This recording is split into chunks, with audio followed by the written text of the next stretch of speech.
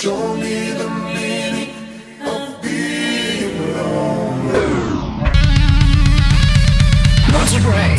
Welcome to Monster Brain. I'm Megan Tenyas, and this is my show about confronting the dark, spooky emotions we all have through art and a little bit of comedy. Sometimes I'm funny.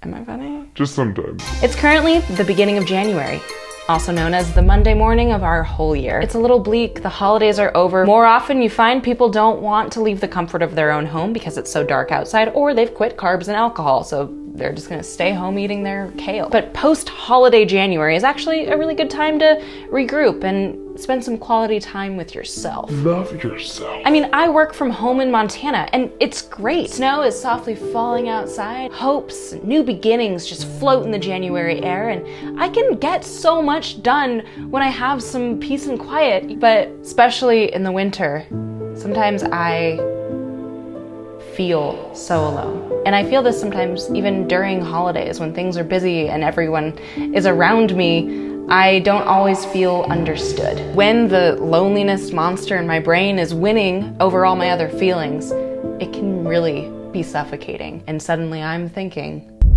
that I'm forever alone.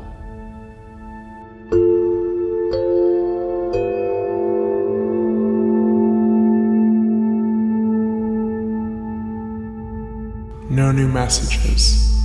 Still. Maybe reach out on social media. No.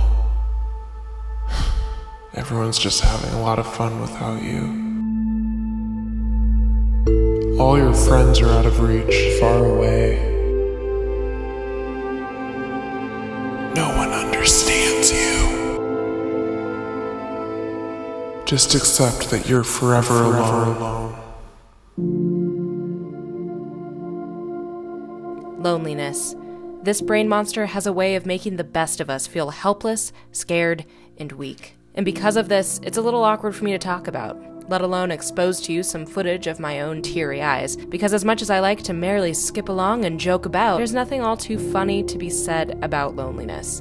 So, I want to confront it, because while it may feel like an individual internal battle, I know I'm not actually alone in feeling this sometimes. We're all completely together in it. And that's why we have rage comics and the famous Forever Alone meme, which is my inspiration for the monster I'm drawing today, if you couldn't already tell. Because if we accept that we're all in this together, I think loneliness can start to be a little funny. But I think before you see it as funny, you have to be okay talking about it. Because just like hunger is to eating, loneliness is our body's natural way of letting us know that we need a connection, some contact, that good soul-to-soul time. And if you ignore it, you're gonna starve. So unless you want to be taken out by this lame, goopy mess, it's best to learn some coping strategies so that you survive. Like you'd probably guess, you gotta reach out. Reach out to a human friend if you can, or pet a dog and touch some velvet. That's almost just as good, right? Another thing you can do is create something. Art is obviously my favorite outlet for expressing myself. Love yourself. I think it just feels so transformative to create something I feel positive about after feeling so negative. Reach out and help someone else that might be feeling lonely. But remember that there is a difference between feeling lonely and being alone. Some people like their quiet time. I'm one of those people every now and then. I like to recharge by dancing wildly alone in my living room sometimes. If reaching out to someone in person is too scary, try the internet, but wade those waters with caution. There are some great communities you can find online, like the Forever Alone Together subreddit that offers a platform for lonely people to talk about their situations. And on the topic of the internet, it's good to remember that social networks like Instagram and Facebook are places where people generally post their favorite moments of their lives on. So just because it looks like everybody else is having the most amazing life, it doesn't mean that they really are. We all pick and choose moments. So if you're feeling especially lonely, maybe those networks aren't the best for you right now. And lastly, remember that no feeling is final. If you're patient enough, odds are you can wait out this emotion and it will subside in time. Don't be discouraged by your loneliness. Just remember it's another one of those things that means you're alive. And that's awesome. You're awesome, a new day will dawn, feel what you gotta feel, and then move on.